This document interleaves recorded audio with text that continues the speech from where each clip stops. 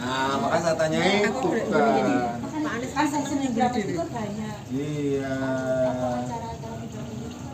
Lagi kurang mas, tolong mbak, saya diset mbak. Salam sehat untuk kita semuanya. Ini sudah lumayan sehat saya. Sudah dari rote juga. Kemarin pas PMO masih agak ambruk ya. Karena ada yang pakaian adat, bapak pakai mantul benar siapa itu? Aku pakai kerdus wayang. Oh iya. Sangat dini kan.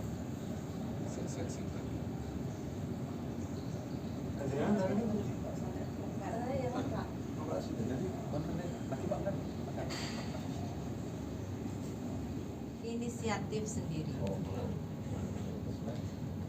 Adapun sikap fasilitator yang pertama yaitu empati, ikut merasakan dan menghargai.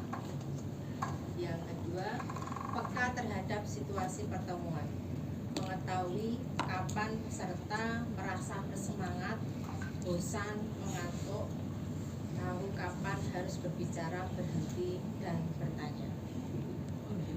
Yang ketiga, tidak hanya memikirkan target penyampaian materi atau hasil, melainkan proses belajar para peserta. 6 dimensi itu bisa Bapak Ibu fasilitasi, terutama untuk dimensi ya, betul ya, dimensi yang masih di rapot pendidikannya itu masih rendah. Nah, itu fokusnya Pak. Kan materi-materi tentang bebek. Di minggu pertama itu mengenalkan tentang bebek. Oh ini bebek. Apalagi kalau proyeknya di kelas 1.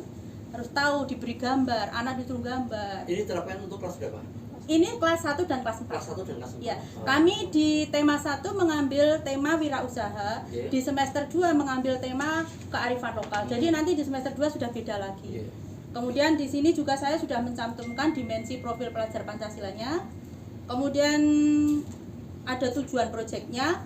Kemudian ada tahapan yang saya kembalikan lagi ke tahap awal, tahap pengenalan.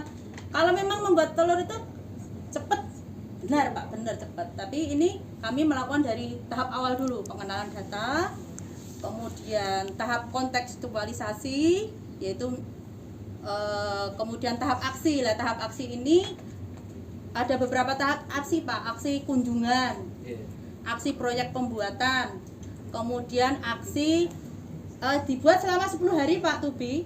Jadi dari pembungkusan menggunakan garam dan abu sekam itu dihitung 10 hari. Kemudian tahap pembukaan hasil dan pengolahan hasil, ada lagi tahap pemasarannya. Kemudian tahap yang terakhir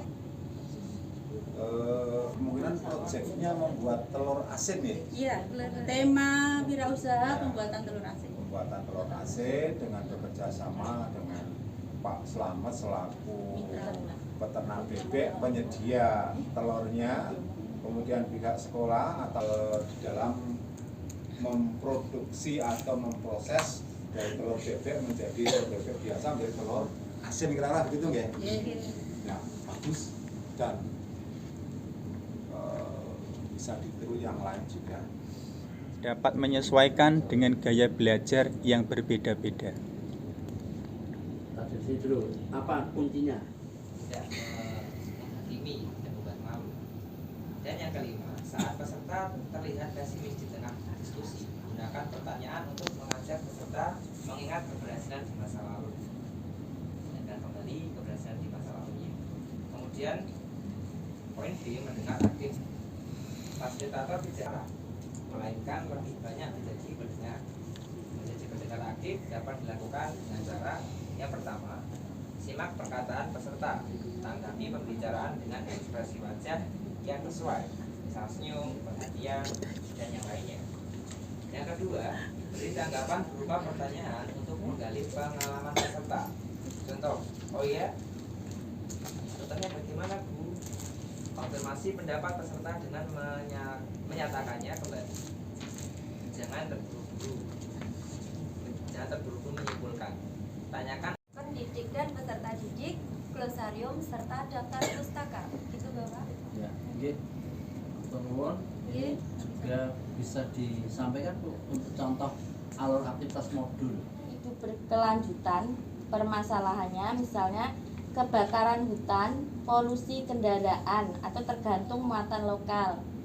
Kemudian kearifan lokal, dampak negatif modernisasi dan Bhinneka Tunggal Ika.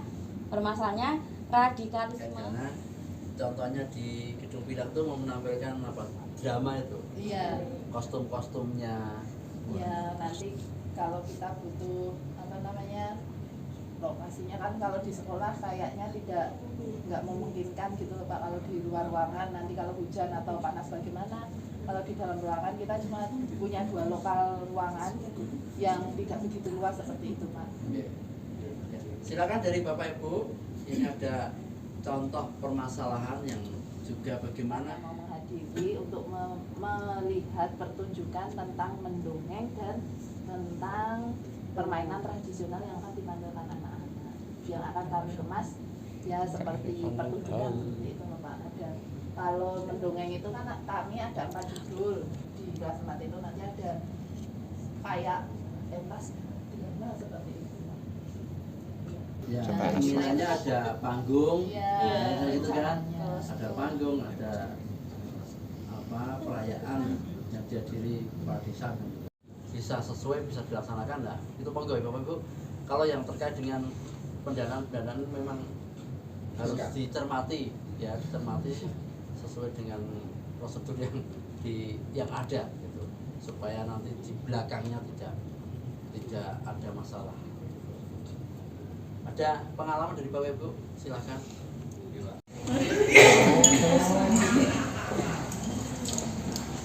Kan Pak.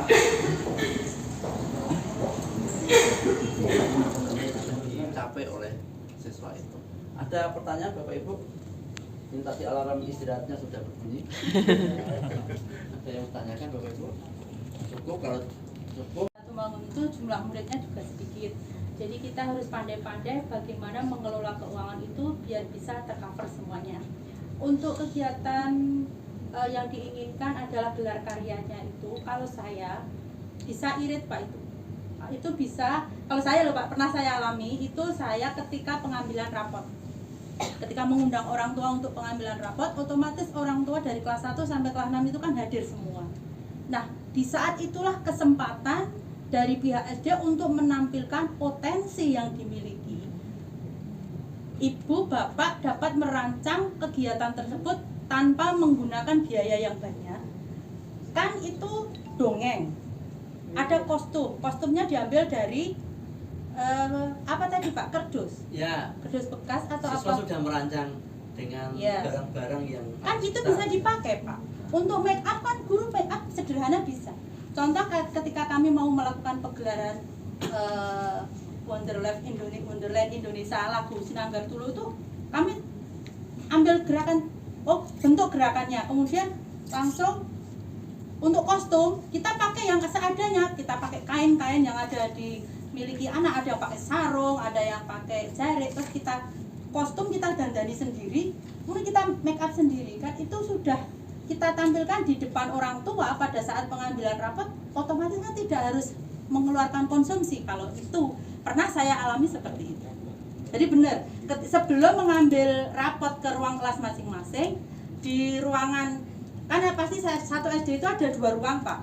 Nah di situ orang tua duduk, kita dengarkan, kita perdengarkan apa yang mau kita sampaikan, kita tampilkan. Itu tidak harus butuh panggung loh Pak. Itu sudah, orang tua sudah senang.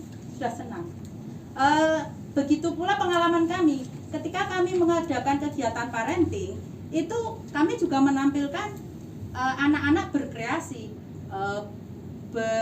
bersolawat, membaca Asmaul Husna dan sebagainya, pakai kostum semampu anak, dipakai sarung, dibebet atau apa, pokoknya kreatif kita saja, yang tidak harus pinjam, yang tidak harus sewa, yang tidak harus beli. Itu orang tua sudah senang Pak. Itu yang saya alami. Mungkin di Gedung Pilang bisa mengadopsi itu dengan di berbagai modifikasi yang tidak mengeluarkan uang banyak. Bisa kok Pak. Iya, terima kasih. di sini kalau saya masukan di situ nanti kan ditampilkan drama gitu, drama dan tari-tari. Nah, katakanlah kalau yang sudah itu adalah menggunakan kostum. Kostum. Nah, di sini ini nanti letaknya di sini.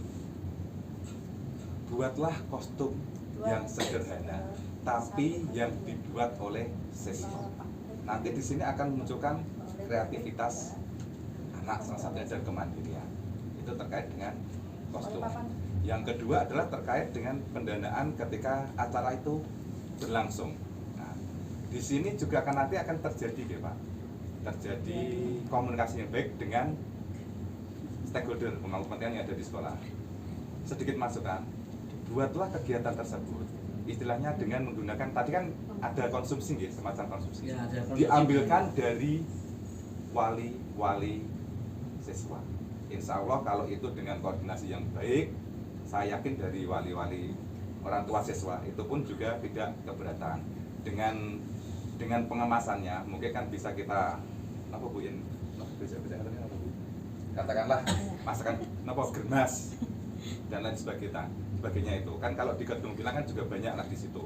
Mungkin itu sedikit masukan untuk dari penggalian. Mantiknya juga muncul. Berarti sampah-sampah apa yang bisa digunakan Untuk bisa siswa bisa tahu bentuknya. Peserta didik itu gaya hidup berkelanjutan. Selanjutnya untuk yang kedua, identifikasi hal-hal menarik dan kekinian yang sesuai dengan konteks sekolah atau daerah Bapak Ibu untuk menentukan topik yang akan didiskusikan juga. apa sih kok yang mendasari kue jika kelepon Kebanyakan yang hadir ya itu bisa langsung mendasari langsung dari iya kami lakukan yaitu gaya hidup berkelanjutan, yaitu topiknya tentang pengolahan sampah organik dengan metode tata kelola. Identifikasi hal-hal yang menarik dan kekinian yang sesuai dengan konteks sekolah, yaitu cara mengelola sampah, daur ulang sampah, memanfaatkan sampah